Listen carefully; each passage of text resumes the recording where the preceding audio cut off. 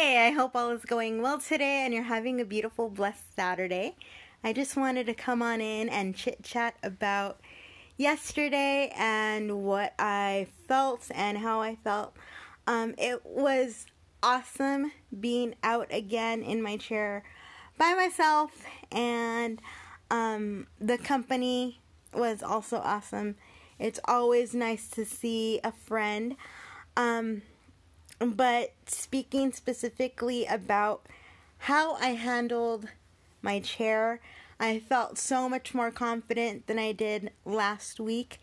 I actually felt really comfortable pushing myself, even though the way I push myself, I have to say that it would be considered wrong if somebody were to see me, but because of the fact that I do tend to use the tires and not the pushrooms, which I want to start practicing using the pushrooms, but for yesterday and for the first time pushing a lot, it felt really super awesome.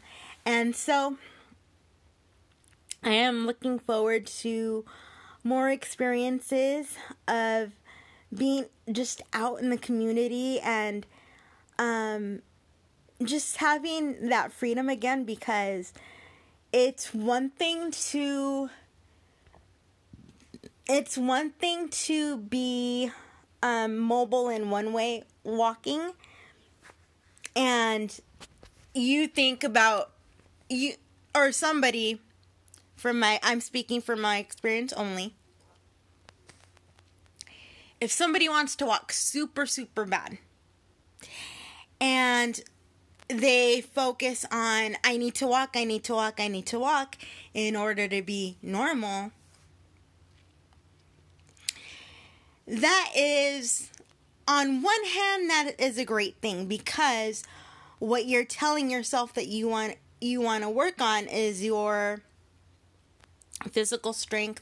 You want to test yourself to see what your body could do, because you might have most likely come from a life where people would tell you, oh, honey, that is impossible.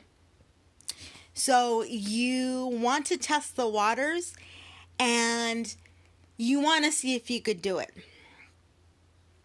And that's awesome. That is wonderful. And I would never discourage anybody who wanted to learn how to walk from learning how to walk, or from getting stronger. I would never discourage anybody either from learning how to walk if they cannot walk right now, or if they wanted to learn how to walk further distances. I would never discourage that. But I would say keep an eye on your mindset, because you don't want to end up like me, where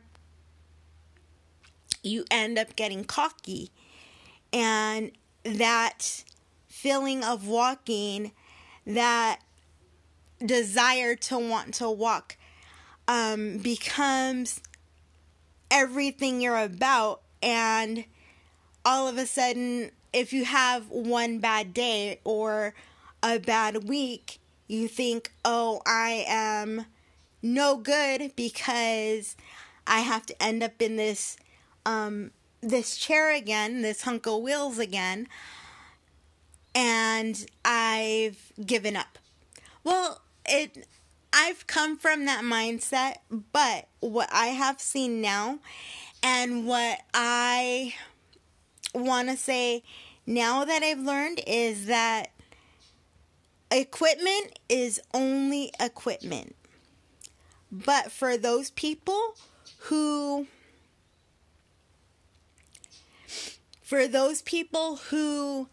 have one device and maybe would have to move to a chair or vice versa, I would encourage you, and keep in mind that I do feel like a little bit of a rookie saying this, but even though I've used a chair off and on since I was 4,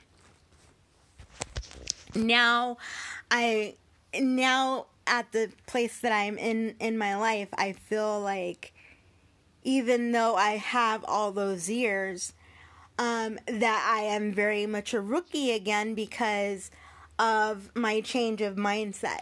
So I do not want to discourage you from using a walker or anything that could make you stand upright.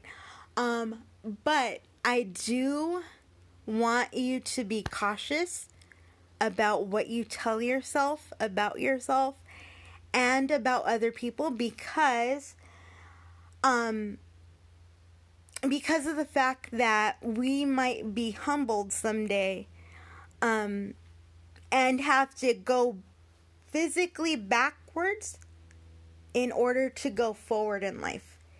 Like, I had to go physically backwards in order to get myself even out of the house.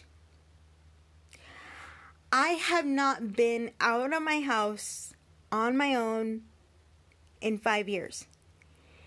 And when I gave that up because, I don't want to use a chair anymore. That's not me. And God doesn't want that for me. But guess what? God didn't want me to give up my independence either.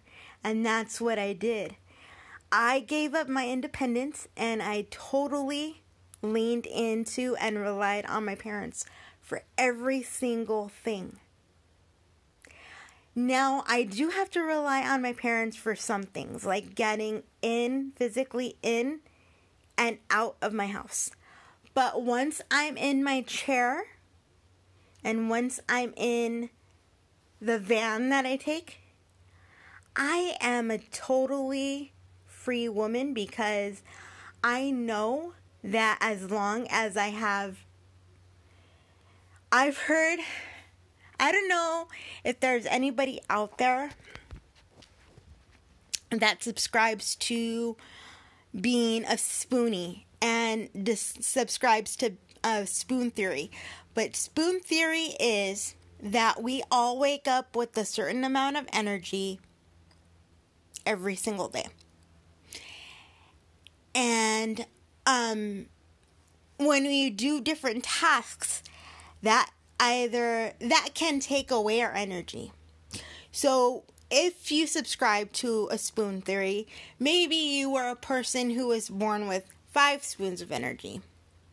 Maybe you are a person who was born with 6 spoons of energy or a dozen. I know people that even though they might not subscribe to spoon theory, I've seen people that are like, oh my gosh, you are like 16 spoons of energy. Because they can just keep going and they show up. They don't show up like I do, like, hi, I'm Marie. They show up like, woohoo! I'm, whatever their name is. But, so I've seen those people. And I consider myself right in the middle.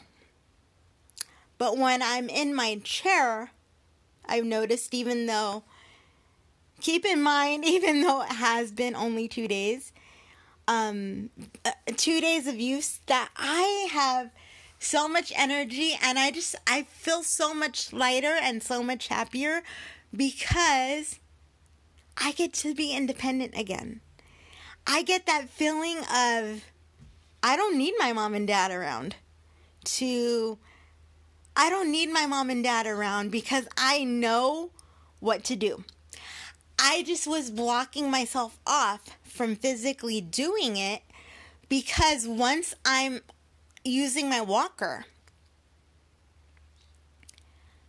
I only have one hand to do things with.